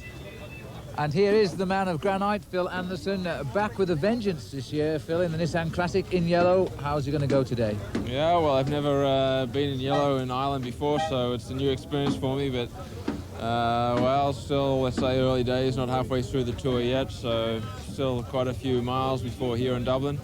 But you know, I was very strong yesterday, and just hope I can keep that strength to the finish. Who, in your opinion now, Phil, are the top contenders for this year's Nissan? Vanderpool's going very strongly. Yeah. Of course, Sean Kelly's always there. I don't know, you know, it's still pretty open. You know, yesterday we saw what happened, you know, to the leader. Yeah. He lost quite a few minutes, and, you know, the same thing can happen to me, same thing can happen to anybody, so you can never be too confident. Well, we joined the action just before Loughrea, where the first hotspot sprint of the day will take place. Although nothing significant has happened yet, the fields seem a lot more lively today in the sunshine. Well, there's Martinelli in the yellow cast colours at the moment. And all the riders here now. I think, Pat McQuaid, the weather now warmed nicely, and the riders certainly more urgency about them today. Yeah, certainly they've started off very well now, and the sunshine, I think, has brought out the best in them. And also, we've got to bear in mind that since we've turned south, we've got the benefit of that wind which was so strong against them on the first day. So it's certainly more conducive. The racing now, as we're watching this approaching the Loughrea to the first hotspot sprint of the day. Michel Vermont there in front of Edwin van Hooydonk of the Super Complex Yoko team. And so the field now about to contest the first hotspot sprint of the day down here in Loughrea. Remember the bonuses, small time bonuses for the first 3 riders over the line. But those of you who followed the Nissan Classic over the last few years know that those small bonuses so often have decided this great classic win. So riders now beginning to get a little bit excited here. Super Complex on the attack. And Edwin van Hooydonk is the man who seems to be riding on form for that team. For my money, I think, Pat, he's looking for the win this year. He certainly is riding very well, although Goltz in this event is their team captain, and he's the man that has said he wants to win the event now. He's looking at sprint now for this first hotspot sprint, and it looks very much like one of the PMS riders there who took that sprint, possibly Nick Barnes, I think, just taking it there on the line from Wegmuller. Well, Barnes, Wegmuller, and then Simon. We haven't seen him in the caption before. So getting everything started off to a good hotspot run in the little town of Loughrea, and a very nasty little right-hand corner takes them out of the town and along the shores of Loughrea, which gives the town its name. And doesn't it look beautiful today? Because the autumn minor Indian summer today, and a long straight line of riders here moving away along Loughrea. An interesting situation developing here now. We've got this leading breakaway group. We've got a lot of attacks and a lot of 2s and 3s now on the run out from Galway trying to break away, and it wasn't really until approaching Loughrea that this group broke away now. And Martin Early's at the head of it with Thomas Wegmuller, who has been in every one of the moves so far. And of this 10-man breakaway group, Martin Early is the highest placed overall. So there could be a little Cass tactics situation being worked out here, where they're trying to get Early up into the yellow jersey and take the pressure off Kelly. Next up is the first of the King of the Mountains climbs, and that brings them up, not a very severe one, up this incline to Hillbar, just category 4 climb. So the start of the climb today, and another tough day in the saddle for the riders here as the group come together. Rolf Goltz there on the front, an attack there off the front of the group. Looks like very much like a Noramo. Yes, Paul Kimmage now on the attack now on the climb. It's the first bit of action we've seen from Kimmage in this event so far, so possibly he's starting to feel his legs a bit now. The sun is bringing it out in him now. Kimmage on the attack on the hill bar climb. So Paul Kimmage then going clear here, chasing 4 points towards the King of the Mountains climb. And a good break by Paul here. This is the back of the group, still all together as we head out now up towards the summit. Over they go, over the summit. It was nice to see Paul Kimmage getting a bit of glory in his own country, but of course the big battle for the King of the Mountains on between Van der Poel and Guyant. Guyant, who wears the polka dot jersey at the moment. So there's Kimmage still clear now, but the whole field coming up behind him here. Interesting though that Adrie van der Poel seems to be making a concerted effort here, looking for the polka dot jersey of the King of the Mountains today. He's closing the gap on Marshal Guéant at the moment.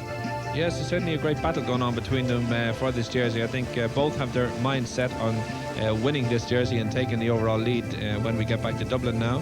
And another attack now from the front of the group. Another rider, PMS Dawes rider there, attacking at the front of the group now and going clear. Well, this is Daniel Webster, in fact, breaking clear here.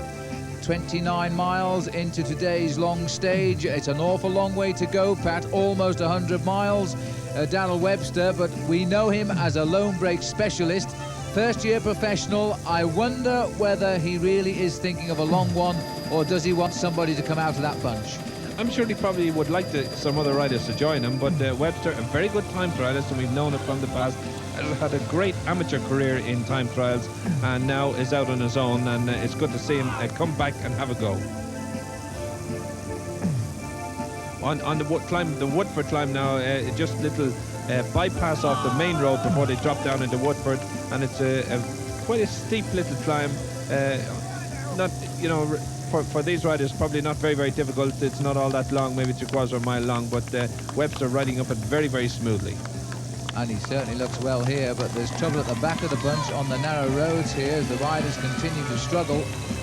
And this number 63, I think, was Henri Abadi there at the back of the race. He's in some difficulty, but this not for Daniel Webster at the front here, because this man, by the way, has been the British hill climb champion, and before he turned professional this year, he's won over 40 medals as a British champion or a placed rider in a British championship. One of them, a speciality in the hill climb, is over the top there of Woodford Hill and takes the maximum points. The rest of the bunch coming up now, and watch for the battle here between Adrie van der Poel and Marshal Guéant. Van der Poel in the green jersey there as points leader at the moment, and I don't in fact see, Pat, the polka dot jersey yet of Marshal Guéant.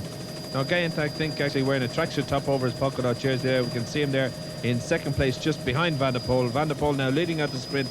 Guéant trying to come past him, and it's a very close sprint. It's going to be very close between the two of them, but Van der Poel just holding out there and taking second place, Guéant third. So, the King of the Mountains, as you can see, Van der Poel getting ahead of Guéant, the man who is wearing the polka dot jersey overnight, in a very interesting battle indeed. Now that situation there, as we look at Webster here now, we've moved a little bit further along the course. The official time gap now is 9 minutes, but we're heading out towards Knocknagower, and this will be a crucial climb, the second category climb, because Adrie van der Poel has now closed to within 1 point of Marshal Guéant. And this is Daniel Webster, and he's getting the sort of gap he may have anticipated, Pat, but surely he needs some help now. He surely should need help, but he's on the climb of Knocknagower now and riding very strongly, and a rider like him was so experienced in time trials and has ridden so many of them, as we're looking at confirmation now of the leader's gap now, 9 minutes at this stage. He can pace himself over the distance. He's ridden a 100-mile time trial in the past, and he knows how to pace himself over that distance now. Further back the field now, leaving the town of Doongraney, we can see the main field now not really reacting, or a little bit of chasing going on. One of the cast riders there trying to raise the speed a little bit. Well, look at the face here of Daniel Webster, the perspiration running freely, but at last Daniel Webster, after his first year as a professional, dogged by injury. He didn't really start racing until around July this year. He's popped up with one time trial win over 50 miles and one road race win down in South Wales, and this would certainly be the great victory if it come his way. An awful long way still to go. We're now almost at the top here of Knocknagower. And Darrell Webster at the moment surely not thinking of anything more than to keep on taking the mountain points here and hope that somebody perhaps comes up to join him. And the main field led here by, I think it's Sean Yates on the front, the man who won in Tralee a year ago. Remember that breakaway? At one stage, Yates held a lead of 24 minutes before he won in Tralee by 10. I wonder now if the thought's in Darrell Webster's mind. I'm sure it is. I'm sure he's thinking of going for home now, and all really depends on what the reaction comes from behind us. We're watching the sprint for second place once again. Van der Poel going very close there to the TV camera, and Van der Poel now just about holding off Guyant again, taking that sprint for second place, and Guyant third. But a very, very close tussle, just about held it, I think. Well, there's the situation there, and what's happened here with Darrell Webster at the front? And it looks to me as though his back tyre is flat. Now, is it his back wheel puncture? Now let's see how quick his team here can handle this. It's his front wheel, in fact. The front wheel is out, and this looks like a reasonable change. Webster's not panicking at all. He's sitting astride his bike. He never got off his bike, and a very good change indeed, Pat. A very good change, probably about 10, maybe 12 seconds, and I don't think he's really lost anything there now. It just shows you what these mechanics can do when they're put to it, as we're looking at Killaloe now, and the main field crossing the bridge from Killaloe over to Ballinaber before they head out around the other side of Lough Derg. There's the situation of the King of the Mountains. As you can see that Webster's performances today are bringing him up in the overall positions, but Van der Poel once again ahead of Marshall Guyant. Well, that climb of Knocknagow there means that Van der Poel now holds a 1-point lead in the King of the Mountains competition, Pat. It's swung around. Gayon now is it back to second place. Looking back now with Webster, and he's settled down and riding very, very strongly now. Nicely tucked in, hands, elbows bended, and he really now riding strong and going for home all the way.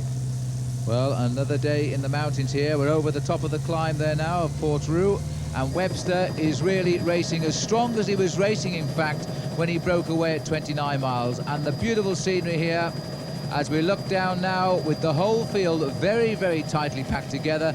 But the speed over the ground of this bunch, it's no longer the slow ride of the last 2 days. This bunch now trying to limit a man who's taken on the best riders in the world, and is certainly not now going to wait for them. Certainly not back now with the main field, as they're sprinting for that second place again on the climb of Portrou, and it's Van der Poel leading on the sprint and taking the sprint there from Guyant again. Martin Early also in this picture. So the confirmation is that has meant that Andrea Van der Poel is now in the lead of the King of the Mountains competition. We're now approaching Nina and the second hot spot of the day. So there are Nina. Webster, of course, has gone through. He gets another 3 seconds time bonus.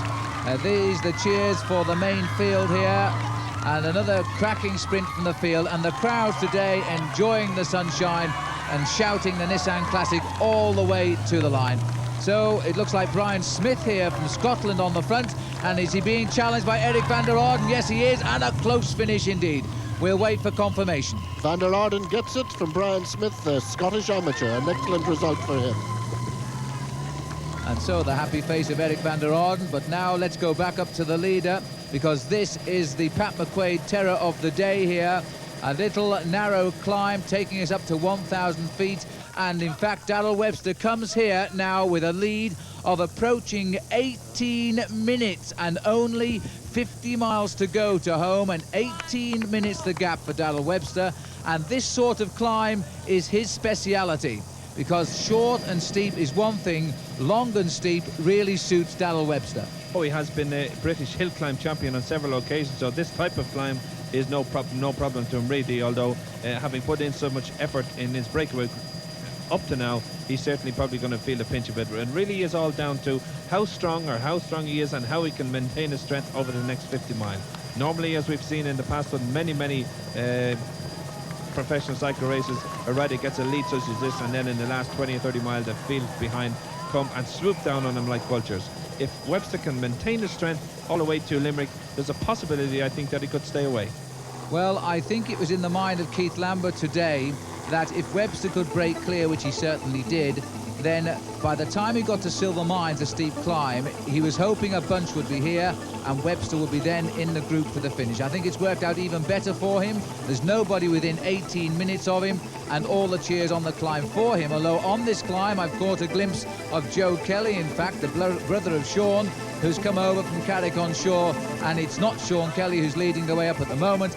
It is, in fact, Darrell Webster, the Englishman from Walsall. Not too far from the summit now, and Webster quite clearly by his face, suffering, of course, but enjoying the climb indeed. And over the top he goes, and that now is also going to put Webster, you know, in with a challenge in the King of the Mountains today. Now we're back here with the main field, and this, Pat, has got to be now where the group put in the attack and break the field up. Otherwise, Webster's going to walk away with it. Yeah, well, this is where the race is going to be decided today, really, because this group, front group now, or the back group out of the main field, should really split on the climb, and then that group, whatever group comes forward out of the main field, should really do all the chasing after Webster. And his big problem is, if a very strong group gets off the front, then they could reel him in. And Gaon also climbing well here. The yellow jersey of Phil Anderson tucked in nicely on Gaon's shoulder. So Phil Anderson defending his lead well here, because I must tell you straight away that Darrell Webster is over 10 minutes behind overall. His lead 18. In theory at the moment, he is the overall leader of the Nissan by 8 minutes. But of course, as you see now, the field is breaking up on the climb, the reaction is setting in, and once the big boys start chasing, then we can expect that lead of Darrell Webster's over the next hour and a half to 2 hours to collapse, perhaps not completely, but certainly gravely. A very good performance here, Phil, from Phil Anderson, which shows the strength he has got at the moment and shows his form is very good, and he certainly will be a very hard man to beat in this race, because he's up there on the most difficult climb in the race and staying up there with the climbing leader of the climbers competition, Marshall Guyon. Two top men on form on this narrow road here. Guyon, the King of the Mountains, fighting back for his jersey, by the way, there. We're back up here with Darrell Webster, who's down the other side of Silver Mines now. He knows it's all downhill, well, almost to Limerick for him, but not for these two. They're pulling away now, about a minute from the summit for these two boys.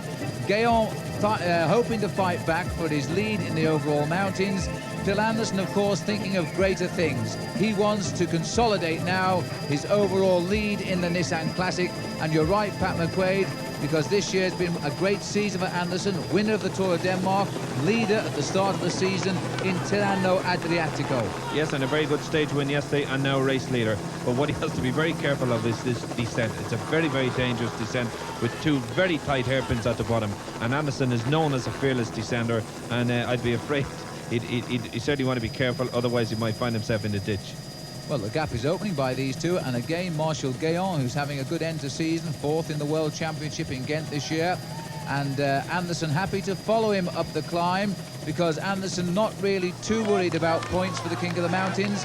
He's more concerned with marshalling this rider here. Over the top then, Guyon gets second place, and Anderson third. That should be enough to give Marshall Guyon his lead back by the end of the day in the King of the Mountains.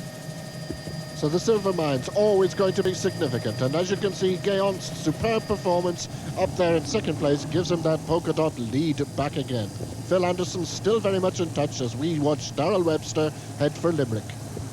And now Darrell Webster settled in again to his smooth time trialling style here, as the riders go over the top of the Preem in absolute dribs and drabs here. Those that get together at the front now will concentrate on bringing back Darrell Webster. So there's Webster now, thinking of the future. These are the riders on the descent as they come gently down. That I think was Eric van der Arden went through here. Sean Kelly with his brakes on. And I can't notice at all here, Pat, the yellow jersey of the race leader, yet he went over the top of that climb in second place. Yes, as we're just watching those riders coming down off the climb of the steps, Phil Anderson, who went over the top in second place, and there's still no sign of him coming through, so it really, I can't say where he is. Big news is that Phil Anderson has punctured at a very critical time on the descent of the Silver Mines climb. This is exactly the same situation as happened to the bearer of the yellow jersey yesterday. It seems to be becoming a very unlucky garment in this year's Nissan. Well, that's sad indeed, because in 2 days the leader appears to have gone out of the Nissan Classic, having had a puncture in the last 40 miles of the event. But we are now on the outskirts of Limerick, And the rider with no such worries about flat tyres today, at least now since he recovered from his puncture, is Darrell Webster, and his lead coming down now to just 9 minutes, Pat. Yes, and this group behind now really chasing very, very hard. All the race favourites, with the exception of Anderson, in this chasing group, and they're really eating into that lead of Webster's at the moment. Well, there's Martin Early now driving through, pulling through for his teammate Sean Kelly. And rumours today, in fact, that eventually the 4 Irish riders in this race may well be combining together to form a new team for next season. That's the rumour of the moment. What's going on down here at the moment? Because this looks like Webster is slowing down, Pat, and that's the Assistant Chief Commissaire there, Jerry McDade, and they're turning him round. I think, in fact, Pat, he's gone off course. Yes, he has. On the roundabout previous, he should have turned right, in actual fact, and he went straight on, and he has gone off course. It hasn't cost him a lot of time, but it has given this group another little bit of incentive to try and get closer to him. Well, that's a bonus, because the lead of Webster was coming down rapidly. It was down to 9 minutes. I suspect now he's lost another couple of minutes here, because it appears that Webster is blaming others for the problem, but he's now got to get back on the course, and sad as though it may be, the onus in all cases in international cycle racing is on the rider himself. So Webster now in Limerick City, his lead confirmed to be down to a shade over 7 minutes as he comes up now to commence 3 full circuits of the city. Yeah, 3 4.5-mile circuits and an absolutely amazing crowd, as always happens in Limerick City for the Nissan Classic. A huge crowd out to greet him as he goes up O'Connell Street through the finish line for the first time with 3 seconds to go. So Darrell Webster now, and he's not going to surely now lose this race, because 7 minutes lead as he goes on for these 3 laps should be enough. The man has recovered from a flat tyre today. He's recovered from going off course, where I estimate he must have lost around 2 minutes. And now he's on the finishing circuit. And as always, Pat, the crowd here in Limerick, absolutely marvellous. Yes, all the way around the circuit, the crowd are lined and they're greeting him. And this is going to be very good encouragement for him, because he's suffering now, obviously suffering after having been out in front for over 100 miles at this stage. And the crowd will lift him and keep him going there. So hopefully he can hold on to that lead right to the finish. And certainly I think he deserves it, and nobody would begrudge him the victory. Well, absolutely not. A man that's taken on the best riders in the world after 2 days of stalemate. At last we found a rider with the courage to gamble on the long one, and it looks as though it might well work now, because this crowd being treated to a Darrell Webster at his very, very best. A year ruined almost by injury, his first year as a professional, and for the first 6 months he couldn't even ride the bike. But now, as the season draws to an end, Darrell Webster is going clear to what will certainly be his most impressive victory of his career. Let's have a look at the bunch at the moment. There's Webster taking a drink, while here is the bunch now coming through the finish, led by Martin Early. Eric Carritou has gone through, Van Hooydonk's gone through, and the official time gap now 6 minutes and 30 seconds. 6 minutes 30 seconds, but still a lot to do for these riders, and they really have to pull it out if they're going to catch Webster. But it's a big group, a strong group. All the strong men are there. Sean Yates now moving to the front and really driving it on. Early goes back. Van Hooydonk also riding very well, doing his piece at the front also. What a great rider Sean Yates, and what a great season he's having. Ever since he won in Tralee a year ago, this rider has gone from strength to strength. This year, of course, a stage win in the Tour of Spain, a marvellous stage win in the Tour de France, the race leader in Paris-Nice with a stage win. He's the man now driving that field up towards Darrell Webster, as we are now out, or coming round to complete the first of 3 full circuits for Darrell here. And judging by the look on his face, almost 100 miles in the saddle, the pain now is beginning to tell. Yes, we can see how he's changing position quite often from the bottom of the bars to the top of the bars. At this point in time, he would be finding it very difficult to get relaxed on the bike. He would have pains in his back and pains in his legs, and keeps trying to move around to try and ease the discomfort a bit. As we're looking at this long line of riders being led by the yellow jersey of Martin Early and Van Hooydonk chasing. Peter Wynn in there, and Stephen Roach in his wheel also. Stephen Roach having made the final group. Carritou, the champion of France, in the blue, white and red jersey. Although he's a teammate of Sean Kelly's and in the Cast Dublin bus team, but back with the leader Webster as he comes into O'Connell Street for the second time with 2 laps to go, and is about to take this hotspot sprint. And that's 3 seconds bonus, but Darrell Webster now is not racing for the yellow jersey. The big field has closed that gap down. His 10 minutes deficit overnight. He had that at one stage, but that's gone now. The gap is down to around 6 minutes, and all of the CAS team are now doing the chasing to try and bring him back. There's Stephen Roach, Pat. Yes, looking very comfortable, and it's good to see the miles in the saddle. The pain now is beginning to tell. Yes, we can see how he's changing position quite often from the bottom of the bars to the top of the bars. At this point in time, he would be finding it very difficult to get relaxed on the bike. He would have pains in his back and pains in his legs, and keeps trying to move around to try and ease the discomfort a bit. As we're looking at this long line of riders being led by the yellow jersey of Martin Early and Van Hooydonk chasing. Peter Wynn in there, and Stephen Roach in his wheel also. Stephen Roach having made the final group. Carried through the champion of France in the blue, white and red jersey. Although he's a teammate of Sean Kelly's and in the CAS Dublin bus team, but back with the leader Webster as he comes into O'Connell Street for the second time with 2 laps to go and is about to take this hotspot sprint. And that's 3 seconds bonus, but Darrell Webster now is not racing for the yellow jersey. The big field has closed that gap down. His 10 minutes deficit overnight. He had that at one stage, but that's gone now. The gap is down to around 6 minutes, and all of the CAS team are now doing the chasing to try and bring him back. There's Stephen Roach, Pat. Yes, looking very comfortable, and it's good to see. The couple of days now of racing is bringing the form back to him a bit now, and it's good to see him being able to put a bit of effort in.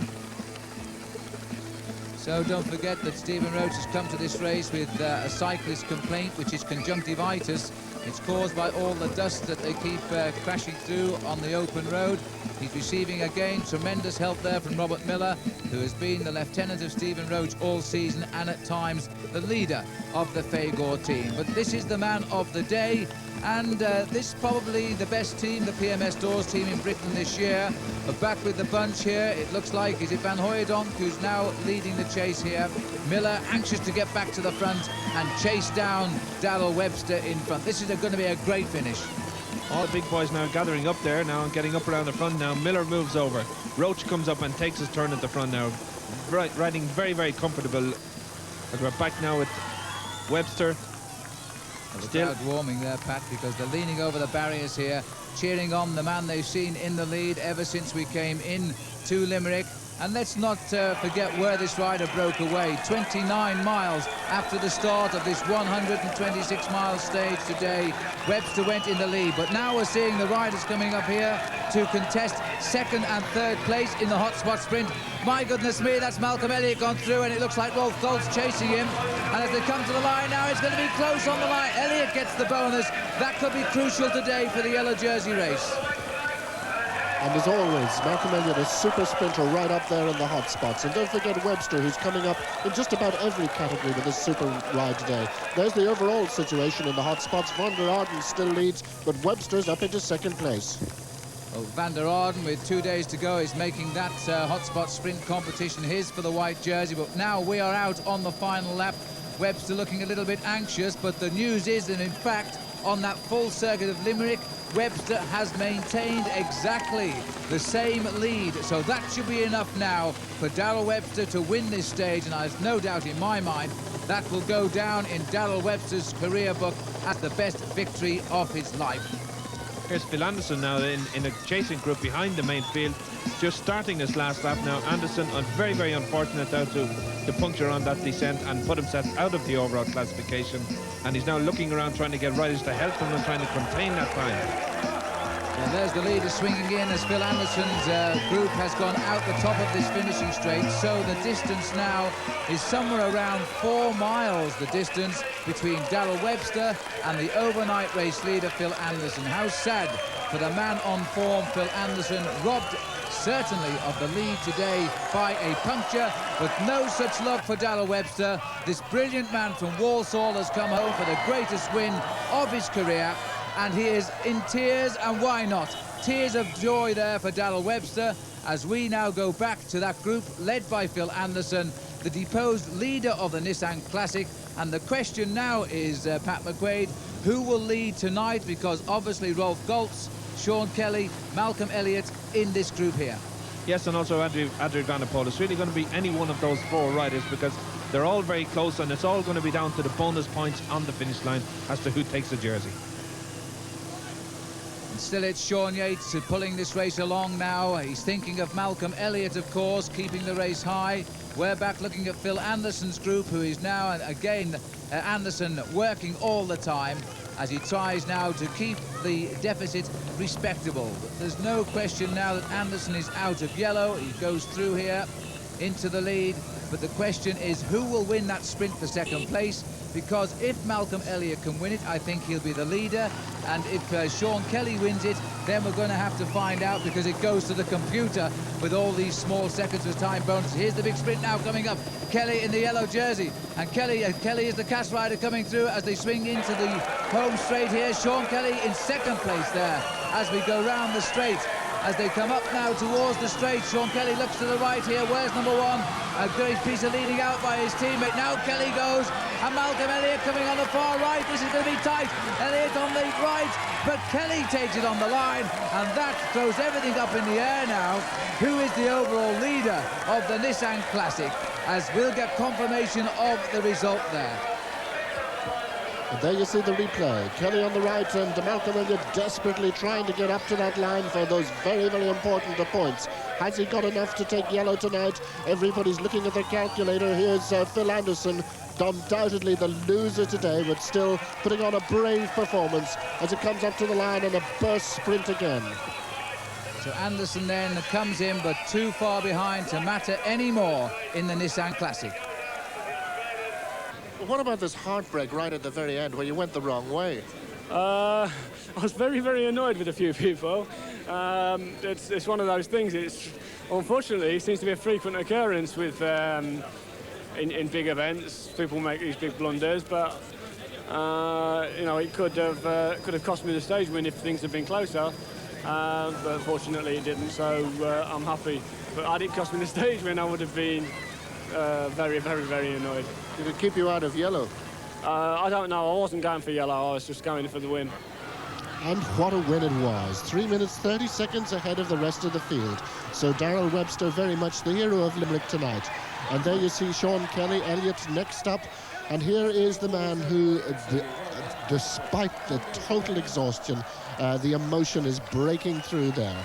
So a very, very happy moment in a young professional's career. Van der Arden, Eric Van der Arden there, the sprint leader, keeps the white jersey. And then we have, after that tremendous battle today, Marshall Guéant, who keeps the King of Mountains jersey. But the huge welcome, of course, here in Limerick going out for Sean Kelly, who puts on the green jersey as the points leader. So calculations still going on as to who's going to take yellow tonight. A very close situation indeed, and the whole field has closed up in overall classification. But Sean Kelly, once again, the hero of the moment in Ireland. And yellow goes to Malcolm Elliott, a very popular man in Ireland. In, of course, the ever-ready team there. And there's confirmation of the overall situation, and look how close is it. Just 2 seconds between Elliott and Kelly. Van der Poel also very much in the picture with 4 seconds behind. You had a great day. Yes, well, it was a very good day considering the way we started out this morning. The first stage to Boyle, when Levin won the stage and he was over 30 seconds ahead, I said it would be very difficult to take the jersey from him. And then it changed about yesterday and Anderson took it by more than 30 seconds, and I said, well, the race is, you know, it's going to be more difficult now to take it from Anderson because he's riding very, very well at this moment. But yes, puncture's the wrong time. I've eliminated the leaders each day, and if it continues tomorrow, well, then I might take over the leadership very, very easy. But I'm very happy I'm back in the race and in a good position, and the form is good but not super, but I think in the position I'm in now, like, it'll give me an extra boost, morale boost, and I'm going nearer to home, you know, each day. I have more supporters, and, you know, I'll just give it everything and do my best.